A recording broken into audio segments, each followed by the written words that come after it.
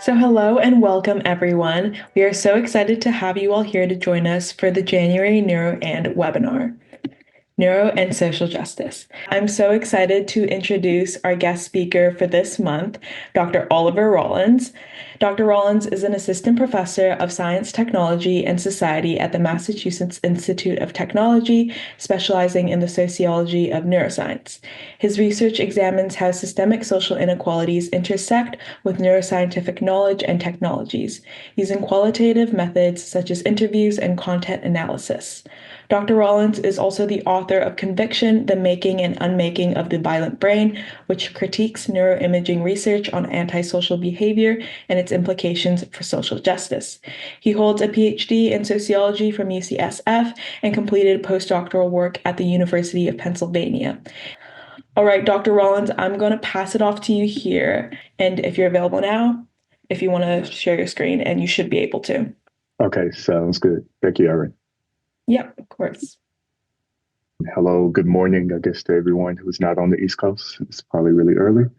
Um, so what I want to do today is kind of give an overview of how I got interested in the neurosciences, which is probably a little different from most other professions because I'm not a neuroscientist, and I guess I don't study or my approach, I guess, to the neurosciences is very different from I think others. Some brief kind of, I guess, background. I already gave a background around kind of my career, and so I'll talk a little bit about that in relation to what I call, so I'm calling this talk kind of a reflection on the sociology of neuroscience. And I would say that is different from these definitions that you may have heard of like neurosociology. I think sociology of neuroscience and neurosociology are kind of two different things. Sociology of neuroscience, or let me step back. Neurosociology seems to be much more around this kind of combination or combining tools from sociology, questions from sociology, with tools and practices from the neurosciences. So an example would be like, how do we think about, let's say, poverty within society, and particularly who is affected by poverty? So there's folks who do work at kind of the intersection of this, like using neuroimaging to kind of think about how brains are affected by poverty. That's a much more kind of neurosociology. What I do is actually a sociology of the neuroscience, and that is to actually take neuroscience as a thing to be studied by sociologists, right? So how we actually produce neuroscientific knowledges and what are their impacts on society. So how did I get to kind of where I'm at? So one, I have so my career path, like most people, if you talk to most folks with PhDs, it was a lot of people do not have this like straight path to kind of where they end, right? And I think this is something good to know, as you guys are approaching college, that like there is no like one path to getting to these places, right? Like a lot of your thoughts change throughout college. So my undergraduate was in biology from the University of Houston. And then I left biology, went into Pan African Studies for a master's degree at the University of Louisville in Kentucky. And then I ended up in medical sociology at UCSF, right? And so in each one of those, I was thinking about different things, right? So obviously biology, I went to school thinking like maybe many of you that I was going to go into medicine, and got into biology and decided did not want to go into medicine. And then didn't know exactly what I wanted to do. So during my last few years of my undergrad, I was taking classes within in African American Studies or Africana Studies. And that my mentor there and me taking those classes kind of pushed my thought to thinking much more around Pan African Studies, which is kind of an offshoot of Black Studies within college at the university level. And there I was thinking about like how is race used in kind of biomedical research, which then pushed me kind of into medical sociology. And medical sociology is a sub branch of sociology that thinks about the study of health, wellness, medicine, and its impact on society, right? And so I went there into graduate school thinking I was going to be doing work actually on violence prevention. So that was my goal when I first got to graduate school. I was doing work in violence prevention. And so why violence prevention? Well, during my time that I was doing my master's degree at the University of Louisville, I was actually writing my thesis, and I came across this very interesting stat, which I'm kind of showing a sub kind of uh, part of this stat, and that is that um, of all the so this is a picture or a graph that's capturing the leading causes of death, right, in the United States. Of all the groups within the United States, racial groups and age groups, only Black boys and men, right, have a leading cause of death that is homicide. So you could see from 15 to about 34, the leading cause of death for Black boys or men is homicide, right? The question that came to me was if this is let's say, if this is something that if this is a leading cause of death, meaning that it is impacting the health and well-being of African American men and boys, and also I would say I think it's second for like Latino boys, men from 2024, 2025. So it's still very high within that segment too. And you can see for Black women, which is also unique, it is the second leading cause of death. Usually from 15 to about 25, the leading cause of death. So this is, kind of you guys, probably age group, 15 to 25, the leading cause of death is usually accidents. So that is like car accidents or skiing accidents and things like that, right? So these are unexpected things, right? So homicide seems to be a little bit different from that. And also I raise the question of why is this the only health um, condition that is mainly left to the criminal justice system to figure out?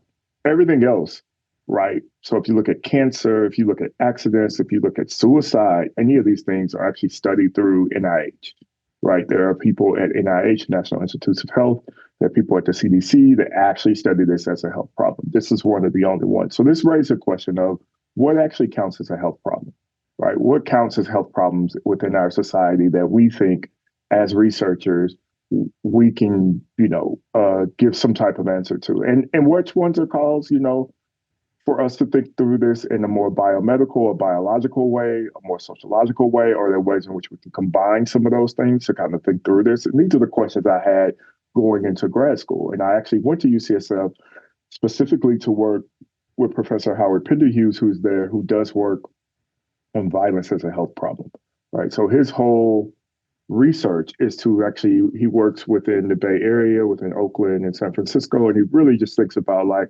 how do we rethink violence prevention as a community kind of health problem or as a public health problem, right? And that's rethinking us kind of saying, you know, just studying it within a lab or even as sociologists, just trying to study it in a kind of a distance way, but actually on a ground way, and which combines policy and health and all of these other things together, right? So this is what I went to grad school for. Interestingly enough, though, that is not what I ended up doing in grad school, which is another kind of lesson here where you go to grad school and then you learn so much and we take in so much that it reshapes like kind of what you think or what you want to do, right? And how you want to approach it. So one of the questions that, I would leave with you guys, throughout, as I throughout the talk and also after the talk to kind of think about is like, what is it that you really, what are the problems that are interesting to you, right? So like, I mean, one of the things we ask less about when you get to the undergrad level, but a lot when you get to the graduate level is what interests you, right? What are the problems? I mean, obviously, if you go on to do a PhD or any of the professional degrees, it's a question of a problem solving, right? What is the problem that you are trying to contribute to, that you want to solve, that you find important, right? And I think these are really important for folks who want to go on to graduate school because you have to have like a passion for something to kind of continue to do this. It's hard work. It takes a long time, all of those things. So like, what is it that really strikes you as a question that you want to kind of think through? So for me, the question that arose in grad school was both a question that kind of stayed with this kind of idea of, in the sense of kind of social justice and thinking about, violence prevention. But I was intrigued by a very different kind of question. And that's because I had mentors who were doing what we call science technology studies, which is the department or the program I'm in here at MIT, right? And that is to really think about what are the impacts between science, the making, the use, and our thoughts about science and technology and how they impact us in society, right? So this is another kind of way of thinking, okay, I'm going to produce, this really important algorithm to do X, Y, or Z, right? And our question within our department would be asked, how does this impact society, right? This is not just a question about negative impact either. This is a question about what are the potentials, what are the good things about it, what populations may actually be improved or harmed by this, what are kind of the economic ways in which it's had. So it's various different ways in which we think about what does this mean for larger society or segments of society. And for me in grad school, this question, and so this was in the earlier 2000s, there was a bunch of work, still a lot of work around the relationship between genetics and race.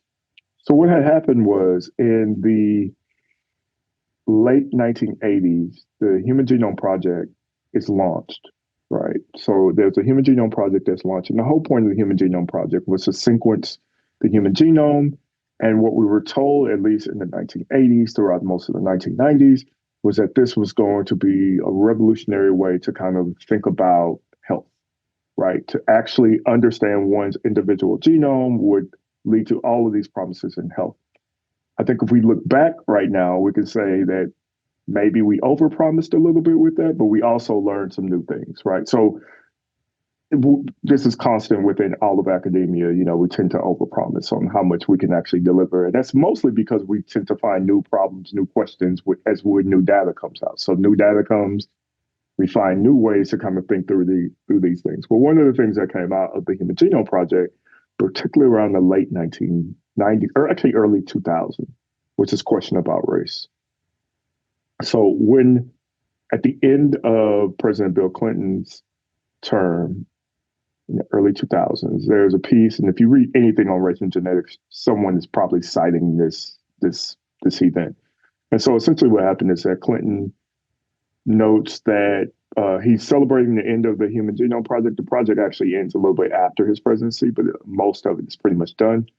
And he notes that we now know with 99.9% accuracy, or however he puts it, that we now know that human beings, what he says is we now know that human beings are 99.9% alike, right? And so he essentially says we're like closing the door on this question that race is a biological thing, which I'll talk a little bit more in the talk later. But race is a biological thing, and we can move on from that, right?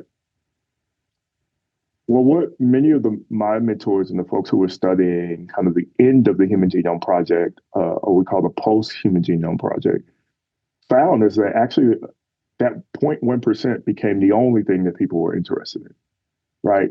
That 0.1% supposedly was where all the difference was within human populations. And if all the difference is in that 0.1%, then essentially folks were like, that's where we should be studying, right? Because that may be the reason that certain groups are more prone to particular type of illnesses than others. And of course, this question of race gets wrapped right back into this kind of conversation. Where it was supposed to have been out, it's back in.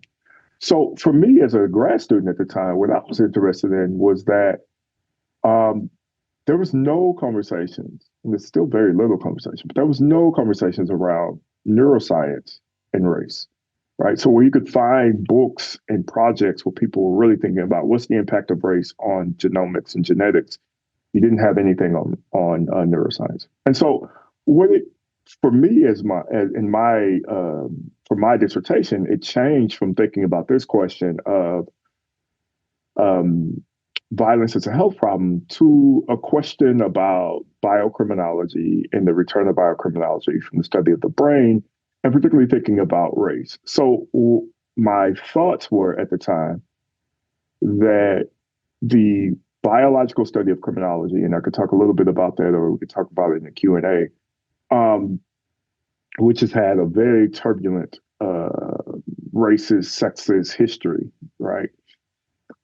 would be a perfect place to kind of think about how neuroscientists are thinking about this question of race. So why did I think that? Well, one, crime or violence or antisocial behavior are highly racialized, class, gendered behaviors within society.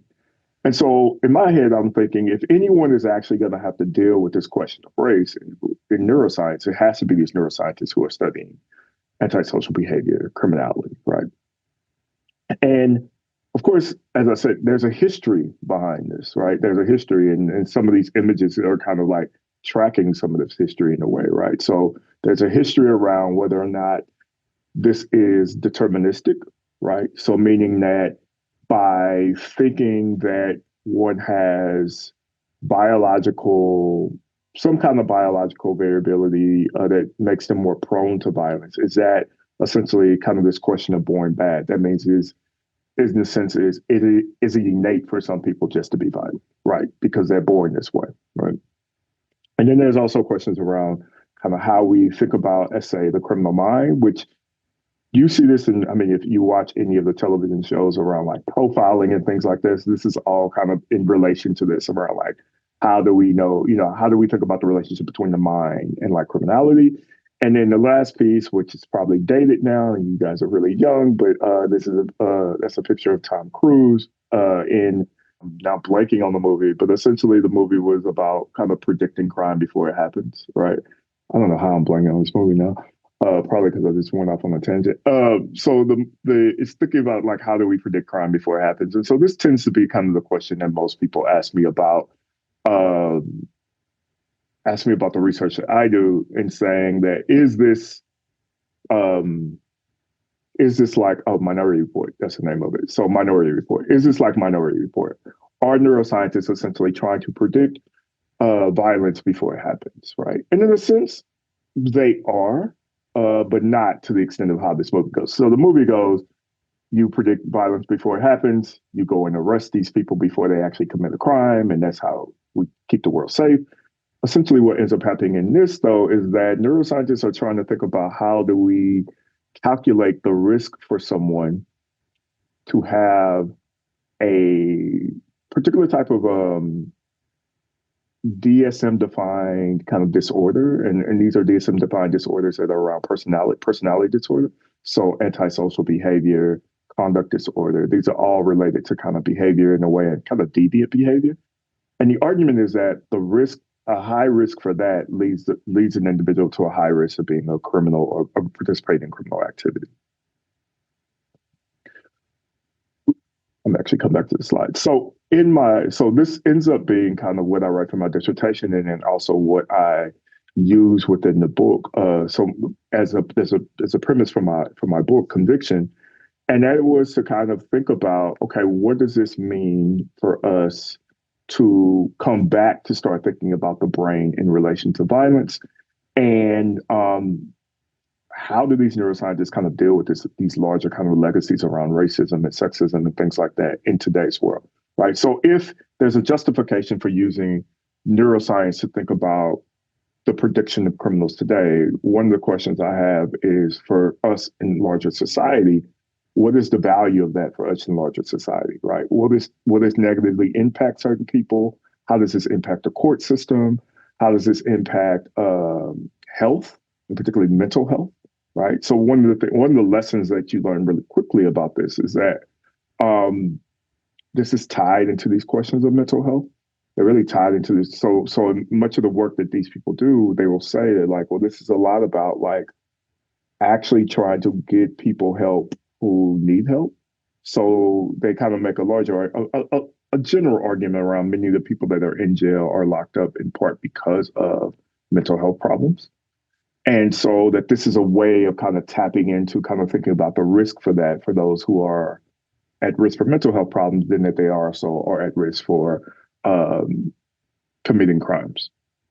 So what I called this was a violent brain model. And so this was to me, a new brain type thought to predict potential criminals. And really it's a risk of risk, like I say. So you're predicting the risk. So you're using a neurobiological kind of calculation to predict the risk of someone having let's say, antisocial behavior, which then places them at risk for criminality. And what I looked at mostly was neuroimaging. So this was thinking in using particularly functional neuroimaging as a way to kind of think about what areas of the brain are operating or not operating correctly, I guess we could say, that places one at risk, right? And one of the big takeaways I have from here is that these risk predictions do not account for inequality, or at least systemic inequalities. Now, we come back to this piece here. So there's something about like how biocriminology as a thing has always taken race into account, right? In these very negative ways. So the picture you see here is a picture of Cesare Lombroso. Cesare Lombroso was a physician and an Italian physician in the late 1900s, and also was doing some work into the early 2000s. And mostly, and also is known as the father of not just biocriminology, but the father of criminology. So the way in which we think about criminology today as a science actually comes a lot from what Lombroso is thinking. But if you see in some of this quote, Lombroso also had a particular kind of understanding around race, right? And so here he talks essentially about just the fact that um, what he calls a Negro or being Black, right? That there is something that's primitive or savage about this kind of individual.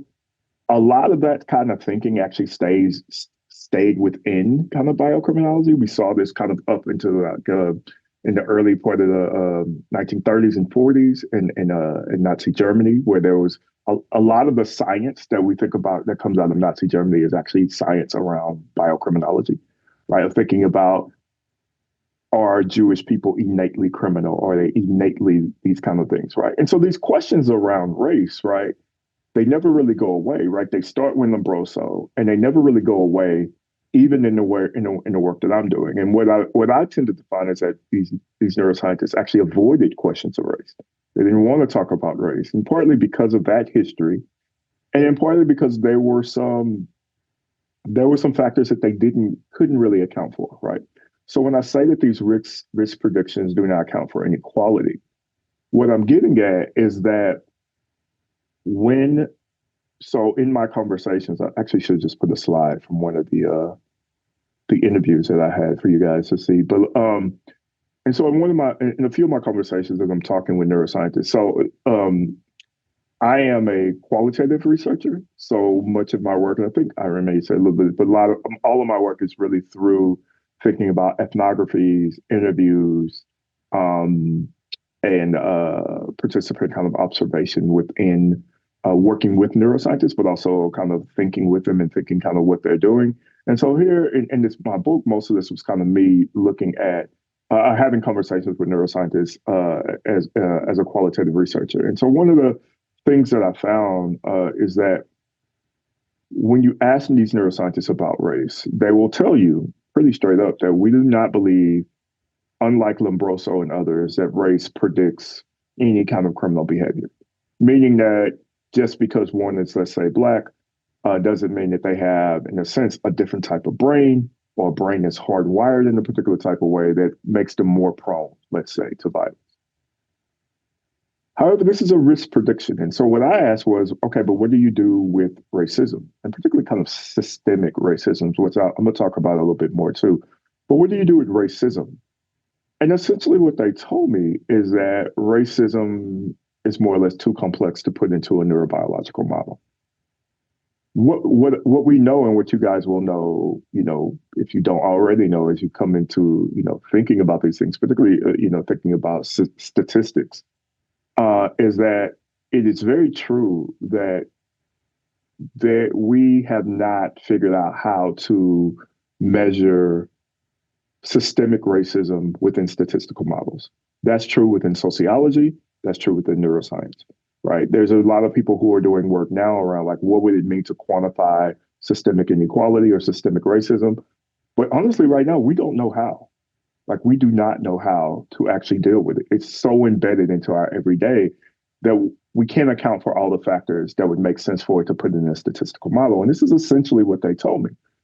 However, if we think about this, right, if you're saying you have designed a new model to predict criminality, and we know within our society, crime is highly racialized. So we know just from the neighborhoods we live in that certain neighborhoods have a higher rate of crime than other neighborhoods. And we know, and this is from sociology, anthropology, and others, we know that this is due to systemic inequalities, right?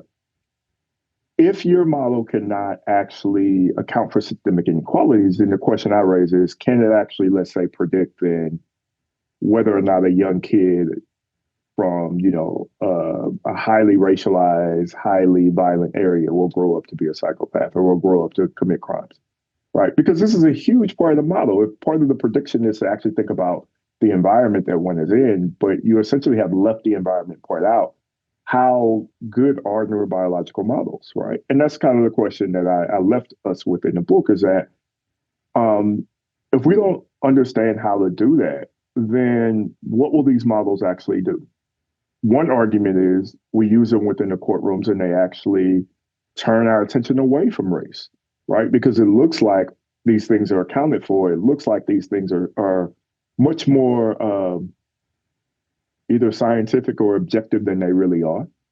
And they can then turn our attention away from the way in which inequality works through a criminal justice system. So this is a kind of a question that I left with at the end of the book, right? And I was like, so I set out to write this book to kind of answer some questions about race.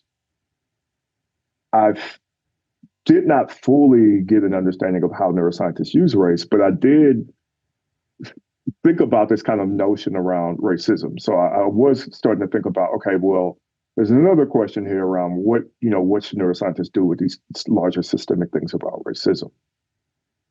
And in my next project, the second project that I did that I'm kind of writing now on is to kind of think a little bit closely about what to make of race in neurosciences, right? And actually, many of my classes from the time I kind of finished my book on were kind of focused on really teaching the sociology of race, but then thinking alongside what do we do with this in neuroscience? What do neuroscientists do with this question about race, right? I mean, particularly neuroscientists who are studying social behaviors or social neuroscientists or cognitive neurosciences, and especially within uh, places like the US, where race absolutely means a lot. I mean, we'll talk a little bit about this, but like the race is kind of a political thing, right? And I'll tell you what that means.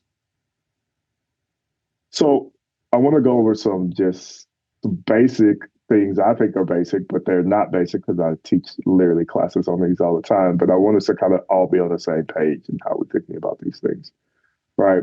And so as a sociologist, one of the things with defining race, one of the things we'll say is that probably one of the biggest pieces we constantly come back to is that race is not biological, right? And so some of you may have heard this before, some of you may not. You'll hear this over and over again if you take any sociological classes in college. Race is not biological. And so how do we define race? So this is one definition of race. And this comes from a paper I wrote with Trullo and Casey, who are two neuroscientists that I work with out of Germany. And so the paper that we wrote, we had a definition where we said race is a socio-political practice, a system of power that has been historically woven into and made culturally visible through the constructed independence between supposed obvious phenotypes of difference and the political governance of society based on unequal interests and values. Does anybody know what that means? Exactly. No one knows what that means, right?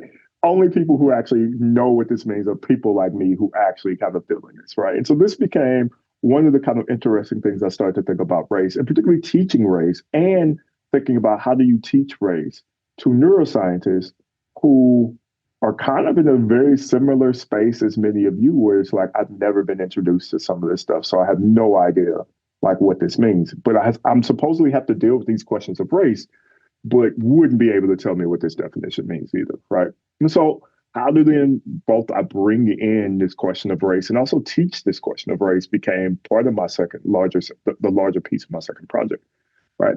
So I wanted to show this table because I use this table when I teach all the time, and it does a lot. This is a table from The the U.S. Census is actually from the Office of Management and Budget, which actually controls the categories we have in the U.S. Census. This is now actually dated as of 20, maybe 23, 20. Actually, I'm not sure if it's totally changed, but in 20, the next census, we will have a new category. So they'll be a little bit different. But what you can see is here is that race is always, so the first census we had was in 1790, and race has always been a question that we had, right? Race has always been a question within the US. And partly I show this because there is no way that we can do work, particularly on social behavior, social life, without taking into account this question of race within the US. There's just no way, right? It's so tied into what we do that it's just no way. And what do we mean by that? So what do we mean that it's like there's no way, right? So when we think about science, we say things like science is objective, right? And so therefore it should be able to do the work without taking into account some of these more social political things, right? As a sociologist who studies science, we say that's not true. That's never been true. That we've always had to think about the social in relation to what we were doing in the science. So when we say that science is not objective, what we're thinking about is not that when you go in the lab, you're not making like these decisions that's, let's say, based off of prior science or kind of technological advancement and any of those things. What we're saying is that in some ways, there's no way that we can ask the questions that we want to ask in society without them necessarily being questions that are subjective, right? So why would we ask the questions that we ask? So one of the questions for me, why do we want to be able to predict criminality? That is a social question. That's not a objective question that we bring into the lab. That is a social question. And it's a social question because what we want to be able to do, so some neuroscientists or some scientists or researchers have tried to say, how can we make society safer? Right? That has been the question that they've thought about. That is not an objective question, right? Because making society safer is a very political question on who we're going to make safe, right? So all of these things are tied up into a particular type of politic, and this is why. So this is why if you think about kind of race, one way to think about race is it's a political category, as Professor Dorothy Roberts, law professor from the University of Pennsylvania, notes that race is political. And so what Roberts notes is that race is a political category that has been disguised as a biological one. So when we think about race, what we're thinking about is not necessarily we're not necessarily focused on skin color, as even though this is the dominant way in which we kind of think about it. It's not necessarily focused on skin color. She says it's actually a political category. So how do we prove this? Okay, two ways we can think about this. One is if we all took a picture of our, forearm here, and let's say, I'm old, so we all had like Polaroid cameras, which you guys would definitely date all of you guys, but had Polaroid cameras. And so we had an instant kind of image of these things. And let's say we threw them all on the floor. I shuffle them up and I say, okay, now you guys just tell me what race everyone is. We're not going to be able to do that because skin color, we know alone tells us nothing about race, right? There's people just within what we call African American community that has a whole range of skin colors that will all say they're in the African American community. So biologically, no. Is it a genetic way to think about this? No. We learned this from the Human Genome Project. There is no genetics of like race in that particular type of way. So when she says that race is a political system, what she's trying to say is that race actually governs people. Like politics here is not like the conservative, liberal, or Democrat, Republican.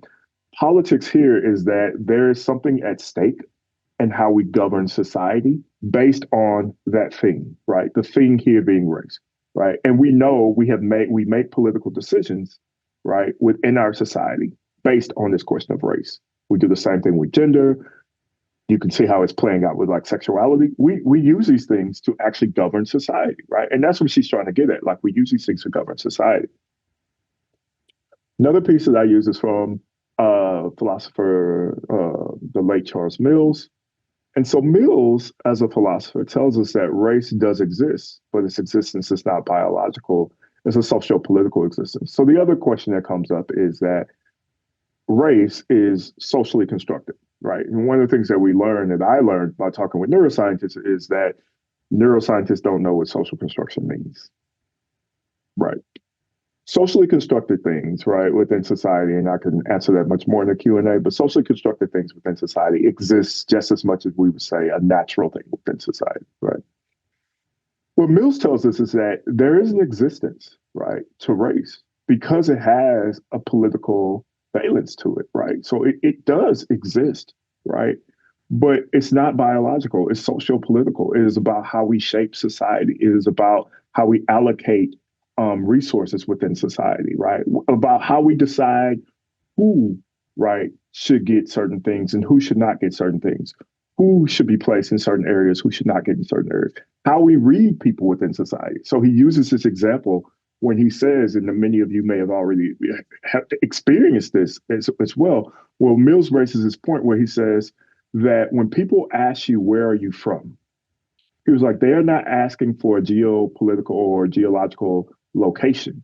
He was like, what they're really asking for is a location within this racial hierarchy in the sense of, how should I treat you, right? If you are at the top of this hierarchy, I treat you in a particular type of way. And if you're at the bottom of this hierarchy, I treat you in a particular type of way. And if you think about it, that is how we do race within society, right? We understand people's value and their worth based off of these notions of race, even when we're not trying to do it. Like, even when we're not trying to do it, we do it. And so that's another thing, right, that makes it really hard to kind of understand. And the last piece here, it comes from Tukufu Zuberi, who's a sociologist at the University of Pennsylvania, who tells us that race is a social process. And this is kind of the definition I use most of the time. So he says that the question of race has more to do with society itself than its makeup of individuals, that it's not about an individual's skin color characteristics, but instead about shared social status. And then it functions as an individual's relationship, right? So it's our relationship with other people, with our institutions, with our histories and our cultures, right? So we learn how to do race over time, right? We learn that these things are important. We learn, that race and ethnicity tell us something about other people. Now, what does this all mean if we come back to that first definition, right? So I had this first definition, and I said, many of us don't know what that actually means, right? And I think there's a truth to that. Like, it's hard to explain, even me explaining to colleagues what I meant, and I wrote this definition, right? What I meant when I say this is actually hard. So when I teach this, what I tend to do is think about race as characteristics of characteristics of race as a social construct. And there are 8 characteristics that I kind of focus on. One is that race is always already political. There's no such thing as people saying you're making this conversation political because you're talking about race. The very history of this country has always been entwined in questions around race. And therefore, there's always a way in which it is about how we shape this society. Therefore, it's always political. It's more than phenotype, as we know this. Phenotype is not unimportant. We know skin color does matter, but how it matters changes depending on our social situations. It changes across time and space, right? A good example of this is if we come back to this sample, to this map here, there's something very interesting that ends up happening, right? So if we come to 1930s, you probably can see it. So it's like 1930s, there's this new kind of green category that pops on there. If you can't read it, it says Mexican. So in 1930, up until from 1790 on, we had never had this category that, captured what we would think about today as Latino or Hispanic or Latinx. 1930, we did, right? And there was a political reason this came on, right? 1930s comes on in part because we are also having operations at the southern border around bringing more workers, particularly within California and Mexico. We're bringing more workers within Mexico. And so there's a reason we want to know, right? For the very same reason in 1860, Chinese jumped on our radar. And it's a reason we want to know how many Chinese Americans were in the US, right? It comes in within the 1960s. In fact, the 1860s, right? And so these political reasons. And if you look at the Mexican, there's also a political reason why Mexican comes on. However, what's very interesting about that category is that it goes away in 1940. So it's not there in 1920, shows up in 1930, goes away in 1940. So if we come back to this question that I said that it changes across time and space, if you were born in 1920 and you were what we may call today Latino or Mexican or Latinx, you probably racially would have been categorized as white. In 1930, you would have been categorized as Mexican. And in 1940, if you lived that long, that's only 20 years, but if you lived it to 1940, you would have been white again. Nothing about you changed, right? But everything about how we think about the groups who and what groups are people in and really the politics around it has changed, right? And they've changed across time and space, right? And so this is what we mean. It's like it's not that you change, but the way in which we think about race, who is white, right? There's a lot of work in sociology around like becoming white, who is white or who is Mexican. All of these change all the time. Um, the other ones I'll go a little bit faster since we're pressed on time, but it's based through social power, structures our hierarchical arrangement, produces social, economic, psychological implications made through social relationships, and it's a social process. And the social process means that it's ongoing, meaning these things can constantly change. For me, this became a question around how neuroscientists understand these things, right? So through my teaching and then through some of the talks I was giving, I was interested in like, do neuroscientists understand this as they're dealing with this question around race, right? And so me and Trilo and Casey wrote this article in Cortex, some neuroscience journal on a discussion of the notion of race and the cognitive neuroscientists. And for the most part, what we said is that existing neuroscientific conversations about race have failed to deal with the socio-political nature of race, that they are not necessarily dealing with race in a way that I've just been talking about. And so race just becomes a category that people just mark off on their, in their sample, right? And it's not necessarily getting at then what this actually means. So in part, we're pushing back against two neuroscientists, actually, they're quoted here, Saleh and Bella, who were who made this argument that we need to more or less get rid of race, right? So it wasn't that they were wrong about getting rid of race, but essentially they said, we shouldn't use the term race in publications and things like that. And we kind of pushed back against this because we said there's a usefulness of talking about race as kind of an analytical tool. We argued that neuroscientists need to understand and contemplate what the social construction of race really means in relation to their work, right? So if we really are saying that race is a social construction, what does this mean as we're thinking about, let's say, anything from, let's say, studying schizophrenia to studying violence or studying poverty? Like, what does race actually mean in that? Maybe it has no kind of impact in the way in which you're doing your analysis, but maybe it does. And we need to kind of think about that. You need to be trained to understand how to read that and how to understand that. And in a large part, as many of them were saying, it's simply calling race unreal could lead to what we call a colorblind kind of scientific racism, which is colorblind racism comes out of sociology. And it's this kind of argument that much of racism since around the 1990s, late 1980s up into today has been much more around like not wanting to deal with race, not acknowledging that race is an actual thing, that it actually impacts our society just as much as we would have said like in the 1950s, right? That it actually is doing something, and that without dealing with race, do we leave ourselves open then to kind of a colorblind scientific racism?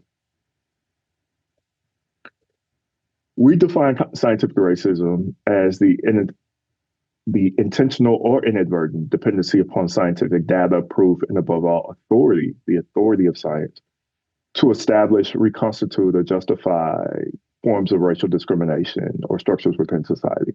So this raises a question of like, how could neuroscience actually contribute to things that are racialized, right? So I gave one example through my work thinking about how scientists are not thinking about race or racism as a structural thing, or being able to put that into a kind of a model for risk as one way that can inadvertently lead to racism. But there's other ways. So one, There's some really good work from Webb, Eder, and Quasi thinking about hair type as a proxy for race. And so what they have studied or thought about, and these are all neuroscientists. These are our neuroscientists, actually, all Black neuroscientists who have Black women neuroscientists too, I should say, and who have thought about what are whether or not the way in which we use like EEG, EKG, the actual probe, I mean, the actual the the connections, the electrode connections, are they actually getting accurate readings for people with what we may call natural or curly or kinky type hair? And what they found is it does not. Actually, it was not designed to actually work on particular kind of hair types, right? That's a very interesting kind of like oversight, right? Of like who you think you're going to be doing these research with and why we didn't think about other people with particular types of hair. And so in one way, they have both called this out as a particular way in which we can lead to in uh, into false kind of readings, right, that may impact people's health. But that also, how do we design electrodes to actually do these things better? So they both kind of presented a question and then also really thought about at the technological sense, can we build better electrodes to actually do this work? Some work from Victoria Pitts Taylor, who is a sociologist at Wesleyan College or Wesleyan University, has argued kind of to think about this relationship around neurobiology and poverty. So there's a lot of work on kind of these questions of does poverty change the brain? And if poverty does change the brain, what does that mean? Right. Fitz Taylor takes a kind of different view. She comes from sociology. She takes a different view, and she really thinks about not simply. She doesn't argue whether or not it actually can change the brain. She says, "Of course, I think it could change the brain. Right? Those environmental impacts, of course, could have an impact on the brain." What she raises the question is how researchers come to know these things, right? And so, in this long quote, she says it's the social reality of race combined with racialization and poverty influences researchers' assumptions about poor people, right? So she raises a question of who are actually in these studies. Well, the majority of these studies that she was looking at were actually all coming out of really West Philly. And if any of you are in Philly or are familiar with the area, West Philly is a mostly historically African American neighborhood. And so she was like, so one, why are they only dealing with African American kids, mostly boys? What kind of assumptions go into what we think about, who is impoverished in this kind of question of race? And how we're not necessarily thinking about the kind of material ways, as she says, that this shapes our scientific understanding. So that there's already an understanding about race that is shaping what people think that they know about the poor, right? And so how do we actually kind of get at that? It's a more nuanced kind of argument of like how then does one kind of get at that more nuanced way in which race could be affecting how we are already thinking about what poverty means in the first place. The other question, I mean, even bigger question here is that most of us probably, if I would have just asked you guys, do you think poverty impacts the brain? I think a lot of people would just shake their head and say, yeah, sure. Like it probably is impacting the brain. So then she also raises the question of, do we need to be spending money on things that we ostensibly already know? Could we actually, instead of spending millions of dollars on, scanning brains of these kids, could you actually be spending millions of dollars of being putting back into the schools to then do the things that you say need to be done in order for them to mitigate the risk of being impoverished, right? So this becomes a very political question, right? What is it that we should actually research, right? Is this a question that we actually should be spending millions of dollars researching in, or is this a question that we could be using that money to actually impact the lives of those groups? And the last piece that you may or may not know about actually comes from some recent stuff out of the NFL, and particularly around their what do you call it? Their these long-standing kind of questions that they have, I guess we could say, around kind of cognitive function, and particularly thinking about the hits that American football players take and concussions, and how that has led to different forms of, mostly CTE, but different forms of kind of cognitive dysfunction later on in life, right? Well, one of the things that we learned maybe a few years ago, this was probably 2021, maybe 4 or 5 years ago, is that the way in which the NFL was paying out the way in which they were paying out their concussion format was very racialized. And it was based on old kind of neuropsychological science. So the old psychological science says that African Americans, for the most part, may score lower, or may not just score, may their cognitive abilities may seem, if you test them, it may show lower than other groups, right? And what they were doing at the time was not necessarily saying there was something innate about being African American. They were saying that these tests in which we actually use to test things like cognition actually have a bias in them, right? And that some groups are actually could have lower scores, but that may be a norm within those scores. So we hear very similar things when we think about things like the SAT or all these other kind of testing, in which it's like there is kind of a cultural bias in these things that dictates some of the scores. And so essentially they kind of had a similar argument that these cognition tests also have this.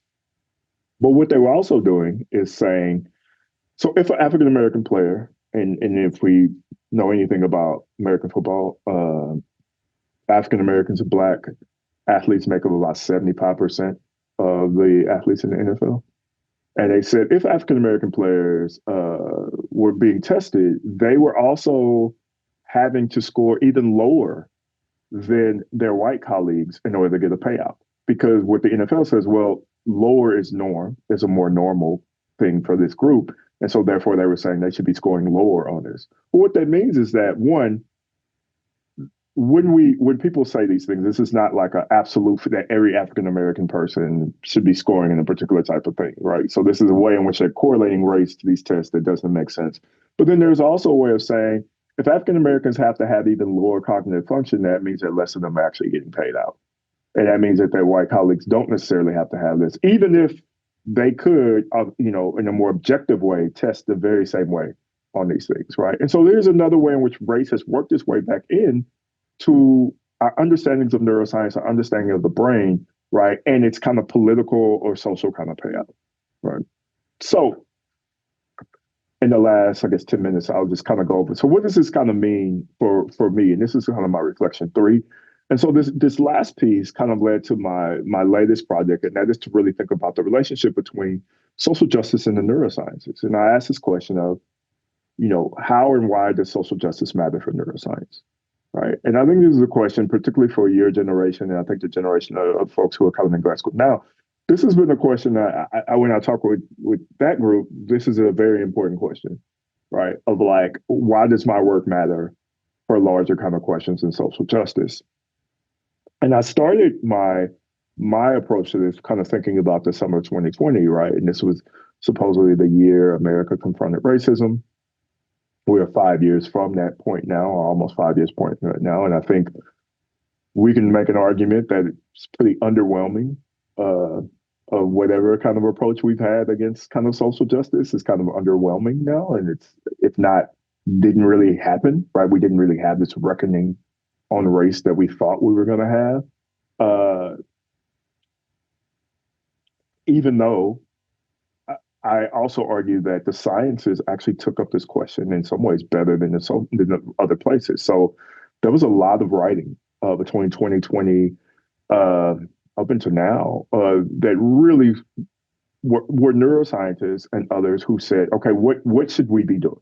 It is about time that us as neuroscientists also start having these conversations about what does social justice mean?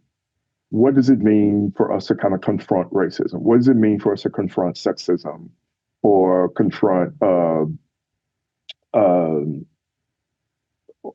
any kind of systemic inequality through the work that we do, right?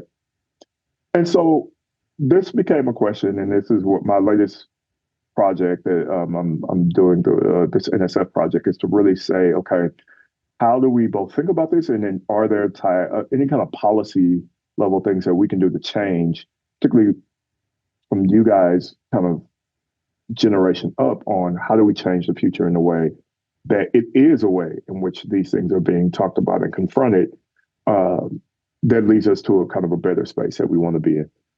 So I wrote a piece in 21 on called "Towards a Racist, Anti-Racist Neuroscience," right? And I think the larger take home that I had was that I wanted to think about this more than neuroethics. So I'm starting to kind of raise these questions around, and I mean, all of you probably are familiar with the term neuroethics, and I know there's other folks who are kind of talk about neuroethics probably for you. And I have raised the question of whether or not neuroethics itself actually has a good grasp on what does race and racism mean in larger society. There's a very little writing, very little conversation in neuroethics, right? The space in which you would think, right? If neuroscientists are not having it, let's say in this larger kind of space, we would think in neuroethics, we're at least having these discussions. And I don't think we are, right? So in one way, it's like, can we raise these questions? And another way, what else can we do? Right. And that's really what I'm thinking about. Are there policy level ways in which we could think about this? Are there things we can do within the academic space? And so these last kind of few slides are kind of things I've been thinking about as I've approached this. So one, I've argued that we need to reteach race in a very different way. And so the picture here is Professor Ruha Benjamin from Princeton University, who has written extensively on questions around race and science. Most of her books are on race and science, but I think the books that she's known known most for now around algorithms, and kind of thinking about the relationship between algorithms and race. But one of the things that she wrote early in 2016 was around racial technology, what she calls racial technologies.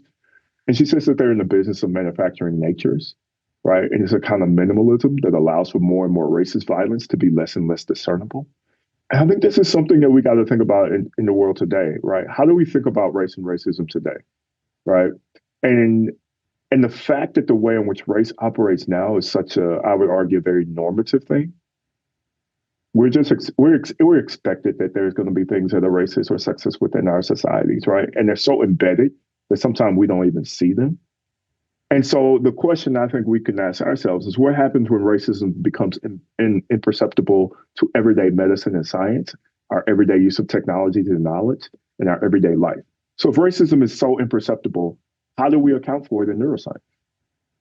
What would it even mean for us to account for it in neuroscience if it's so hidden, right? What kind of extra work does that take? Does that put more burden on the shoulders of folks like you who want to go into neuroscience or brain medicine or any things like that to then also think about these things? I also have this argument around rethinking, and this is around rethinking our disparities framework. And this comes from Professor Anthony Hatch, who's at Wesleyan University, both in science technology studies, Black studies, and sociology. And what Professor Hatch really tries to think about, so he had this piece what he called the racial spectacle. This happened during COVID. And what Hatch was thinking about was how that maybe we need to rethink the disparities framework. So if you go into public health or if you go into medicine or if any of these spaces, the way we usually talk about race is through a public health kind of framework, a disparities framework. We say that there are racial disparities within health, or there are racial inequalities within health. And what Hatch asks is that, yeah, we already know this. How much more research do we need to know on this? Right. So he's kind of raising this question. And I think for you guys to kind of think about is if you're going into that sphere of thinking about inequality, health, or the brain, what is it that we need to know, and what kind of new questions can be asked? So he was like, we know that there's disparity. Is it a way in which we can think about how we're moving from the lab to actual like policies, or the lab to actual actions to fixing these things? Or are we just going to constantly just kind of reproduce data that tells us kind of what we already know, right? The last piece comes from a piece that I wrote with Dorothy Roberts, where we talked about reformulating kind of to challenge our normative assumptions. And so what we wanted to do, what we asked was like,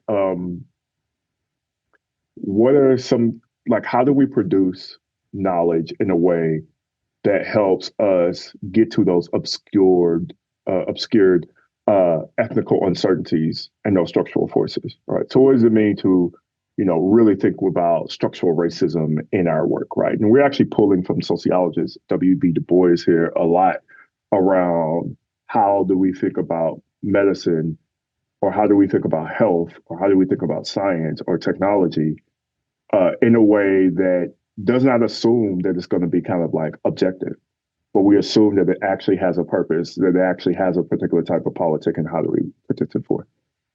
All of this to me comes, and this is kind of, if you think about the first slide I showed you, that I'm kind of very interdisciplinary, and all of this to me focuses on what historian Robin D.G. Kelley out of UCLA tells us, that imagination is an intervention, and that we need to imagine the type of future that we want, the type of science that we're going to do if we're going to actually achieve those things within society.